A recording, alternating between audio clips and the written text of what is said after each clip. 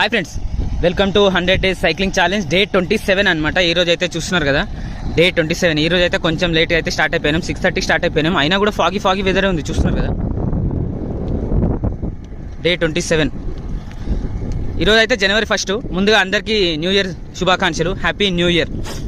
మన అందరి లైఫ్ చాలా స్ట్రాంగ్గా ఉండాలి ఈ న్యూ ఇయర్ మొత్తం. ఒక్క లైన్లో చెప్పాలంటే ఎంత స్ట్రాంగ్ ఉండాలంటే, యదా యదా హి ధర్మస్య గ్లానిర్భవతి భారత అభ్యుత్థానమధర్మస్య తదాత్మానం సృజామ్యహం పరిత్రాణాయ సాధూనాం వినాశాయ చ దుష్కృతం ధర్మ సంస్థాపనార్థాయ సంభవామి యుగే యుగే. ఇది మోస్ట్ పవర్ఫుల్ శ్లోకం అనమాట మహాభారతంలో. మన లైఫ్ కూడా ఇంత స్ట్రాంగ్ ఉండాలి.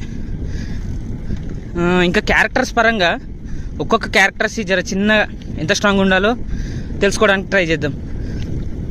ఫస్ట్ కర్ణునికి ఎన్ని కష్టాలున్నా కూడా ఫైట్ చేస్తూనే ఉంటాడు. అసలు టైంలో నేర్చుకున్న విద్యలన్నీ మర్చిపోతాడు, అయినా కూడా ఫైట్ చేస్తూనే ఉంటాడు. ధర్మరాజు ఆయన ఎంత ధర్మంగా ఉంటాడంటే ఒక చిన్న అబద్ధం కూడా ఆడలేకపోతాడు తెలుసా, అంత ధర్మంగా ఉంటాడు. అశ్వత్థామ హత కుంజరహ అనే చిన్న అబద్ధం కూడా ఆడడానికి వెనుకాడతాడు, అంత ధైర్యంగా ఉంటాడు అశ్వత్థామ. అర్జునుడు పెద్దలని గౌరవించడం నేర్చుకోవాలి మనం అర్జునుని దగ్గర నుంచి. ఇంకా నకలుడు, శ్రీ సహదేవుడు, వీళ్ళు ఇంటెలిజెంట్ అండ్ స్మార్ట్. ఇంకా ఫైనల్లీ శ్రీకృష్ణుడు అండ్ దుర్యోధనుడు. అసలు నేను భీమున్నే మర్చిపోయినా, నా ఫేవరెట్ క్యారెక్టర్. అసలు రియల్ లైఫ్లో ఒక మనిషి 100 మందిని చంపడం అంటే అది అసాధ్యమే, కానీ భారతంలో భీముడికే సాధ్యం. 100 మంది కౌరవులను చంపేస్తాడు. అది భీముడు అంటే. అంత బలంగా కూడా ఉండాలి మనందరం. ఇంకా శ్రీకృష్ణుడు ఇక ఎంత సైలెంట్ అంటే అంత శ్రీకృష్ణుడు లెక్క సైలెంట్ ఉండాలి. నాకైతే అర్థమైంది. కురుక్షేత్ర యుద్ధంలో ఒక ఆయుధం పట్టడు, ఏం పట్టడు, అంత సైలెంట్గా ఉంటాడు.